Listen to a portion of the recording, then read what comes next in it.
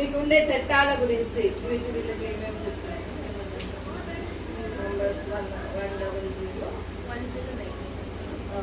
ముఖ్యంగా child line number వచ్చి 109. మీకు ఎటువంటి మీ పక్కన వాళ్ళకి ఎవరికైనా ప్రాబ్లం వచ్చినా మీకు ప్రాబ్లం వచ్చినా కూడా ఆ నంబర్కి ఫోన్ చేసి మీ సమస్య అనేది చెప్పుకోవచ్చు అనమాట.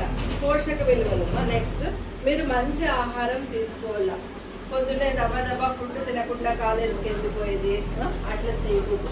కంపల్సరీ మార్నింగ్ టిఫిన్ కంపల్సరీ తినాలమ్మా, ఎందుకంటే నైట్ అంతా కడుపు ఖాళీ ఉంటుంది. కళ్ళు తిరగడము, షుగర్ లెవెల్స్ డౌన్ అయిపోవడము. మనకి హెల్త్ బాగాలేకుంటే మనం ఏం చదువుతాం చెప్పండి? హెల్త్ బాగుంటేనే కదా చదివేది. కాబట్టి మార్నింగ్ బ్రేక్ఫాస్ట్ కంపల్సరీ చేయాలి. మళ్ళీ ఆఫ్టర్నూన్ స్కూల్లో ఫుడ్ ఇస్తారు కదా, ఎగ్ ఇస్తారు, కంపల్సరీ తినాల. చిక్కీ ఇస్తారు, ఎగ్ ఇస్తారు, అవి కంపల్సరీ తినండి. ఆకుకూరలు బాగా ఎక్కువగా తినండి. ఏమో ఆకుకూరల్లో మంచి విటమిన్స్ ఉంటాయి కదా, క్యారెట్, బీన్స్, విటమిన్స్ ఉండే కూరగాయలు ఎక్కువగా తీసుకోండి. ఫ్యాటీ ఐటమ్స్ ఎక్కువ తీసుకొని అవసరం లేదు.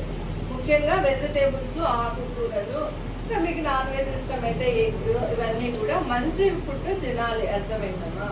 మళ్ళీ లావ్ అవుతామని తినకుండా ఉండడము అట్లంతా చేయకూడదు.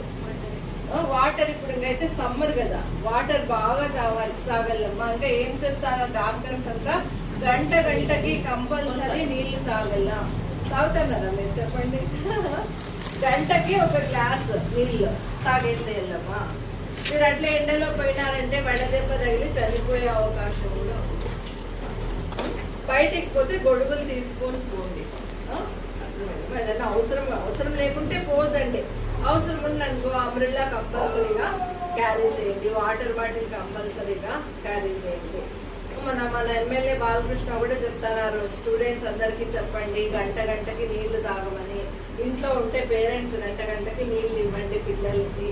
ఎందుకంటే ఇప్పుడు ఇంట్లో కూడా అందరూ ఆన్లైన్ క్లాసెస్లో చదువుకుంటున్నారు కదా అని చెప్తా ఉన్నారు. తెలుసా? చూడండి ఎంత కేర్ తీసుకుంటున్నారు. కాబట్టి మీలో కూడా అవగాహన ఉండాలా.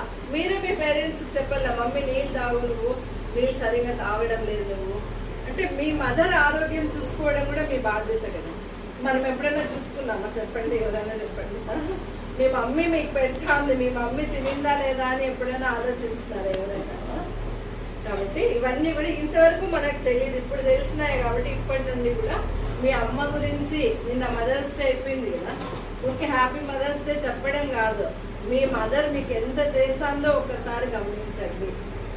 మార్నింగ్ లేచినప్పటి నుండి నైట్ పడుకునే వరకు పని చేస్తూనే ఉంటుంది మీ మదర్. ఎప్పుడైనా గమనించాలి ఎవరైనా?